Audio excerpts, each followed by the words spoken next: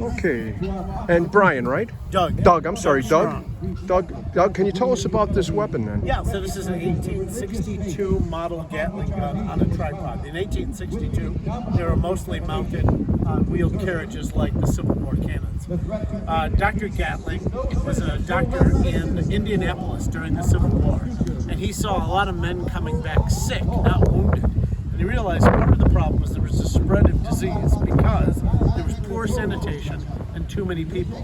And he was an inventor, and he said, what if I can come up with a way to make a weapon that will do the work of multiple men? Then we won't have to have as many men in the field. And this is what he came up with. It's the Gatling gun, invented November 4th, 1862, and patented. And it didn't really change warfare in the way that he thought it would. He couldn't get the U.S. government to buy them. The U.S. government didn't think it would be useful, thought it would be wasteful. But one particular U.S. general purchased 12 of them out of his own money, which was great, especially for Gatling, but the factory burned down, and all 12 guns burned down. So Gatling had to go back to the drawing board, build 12 more, and deliver them. And they were used at the siege of Petersburg during the Civil War. And they were used effectively during a siege, mostly to keep men's heads down. Then they were used eventually, after the invention of the metallic cartridge, by the U.S. government. While they were still essentially cap and balls, they weren't purchased by the government. But in its 50 caliber configuration, the U.S. government started buying them. Eventually, 45-70 became the caliber of preference for these guns, and they were being used in the American wars in the West.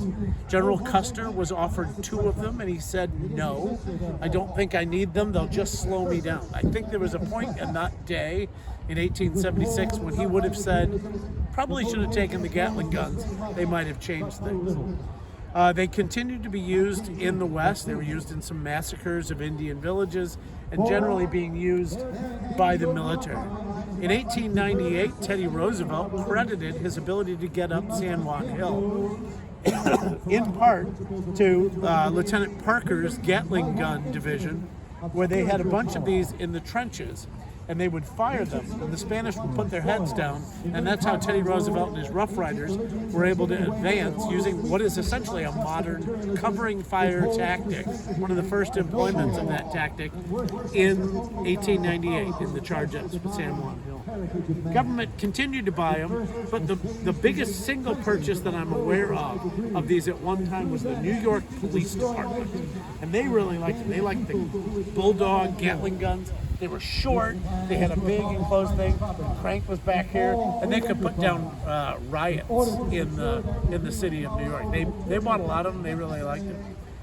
Eventually they became obsolete when Hiram Maxim introduced the Maxim gun into the world, and it's no longer using a manual crank to make the gun work. It uses the recoil action, and it was truly a machine gun.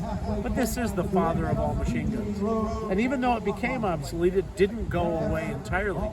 It became the basis for all of the modern Gatling-type guns, as mounted on an A-10 or on Puff the Magic Dragon. All of these modern chain guns that use multiple rotating barrels are directly related to Richard Gatling's 1862 Gatling. Thank you, Doug. Appreciate it. Thank you so much. Thank you.